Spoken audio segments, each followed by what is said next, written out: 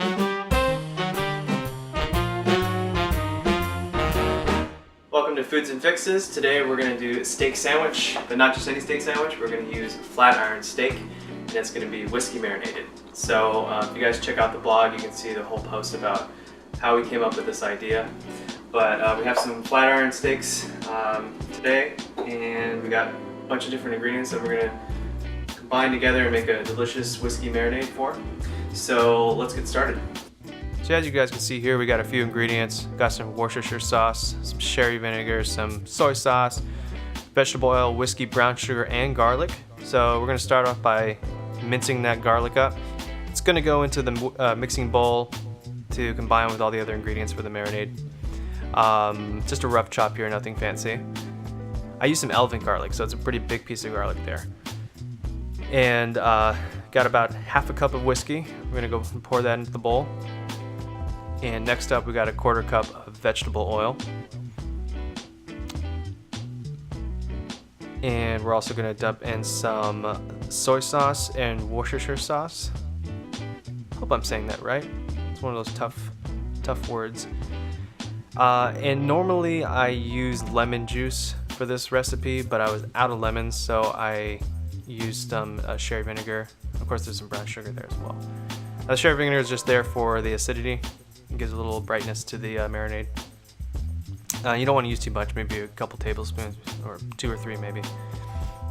And once we put in the garlic, we're just going to whisk it up very vigorously to make sure all the ingredients are combined.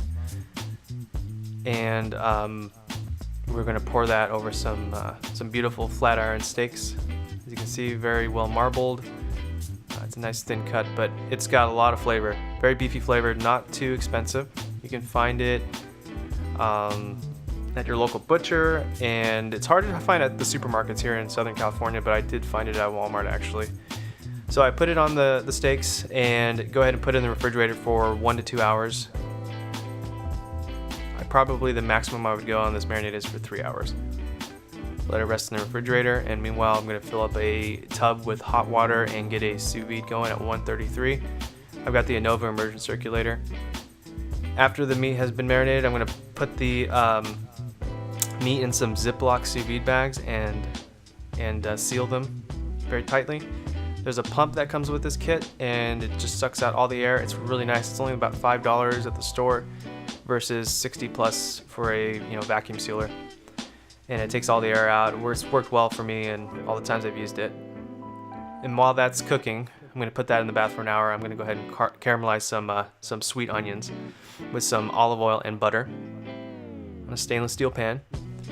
And this will take about 30 minutes, if not more. It just depends on how dark you want these onions to get. I like them pretty dark. I like them very caramelized, sweet, almost like a jam. The first thing I do is I start with a higher heat and salt them up and add a little freshly ground black pepper.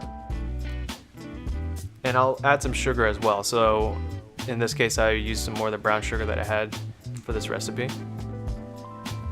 And the way I do these is I'll typically let them stay on the pan for a minute or so, stir, and then cook for a minute, stir, and repeat. You gotta definitely pay attention. You don't want these onions to burn. You're not going for a sauteed onion so much as, again, a caramelized onion. As the onions start to stick to the pan, you can release some of the fond with some water and deglaze it.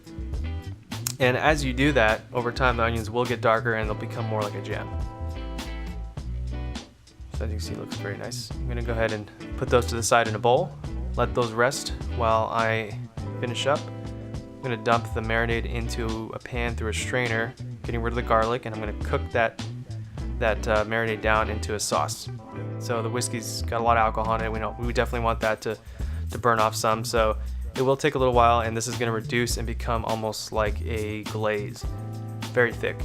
I'm going to grate up some Gruyere cheese, let that sit on the side until we're ready to assemble.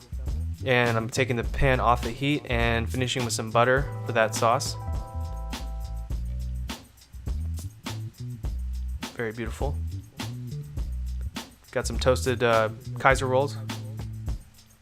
And the meat's done cooking, so we take it out, we dry it with a paper towel, and then put it into a hot pan. Definitely going to add a little bit of salt because there wasn't any salt in the marinade. I only had some low sodium soy sauce, so It needs a little bit of extra salt there. And maybe a minute on each side. You don't need much. The meat's already cooked. It's ready to eat. It's a very, very perfect medium rare, of course, because we use the sous vide technique. Once it's done searing, we go ahead and take it, slice it up into thin slices. And now we're ready to assemble. So we're going to go ahead and start with the steak, then the caramelized onions, followed by the Gruyere cheese, and finally the sauce. I really, really love this sandwich, and I hope you guys like it too.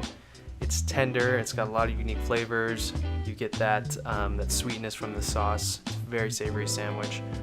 It's very well balanced. So again, I hope you guys really enjoy it. I recommend heading over to foodsandfixes.com. We have a full write-up there and a story of how we kind of came up with this recipe. So please click like if you like the video and subscribe. And we hope to come out with a lot of great videos in the future for you guys. So stay tuned, and we'll be back soon with another video with a new recipe. Thank you.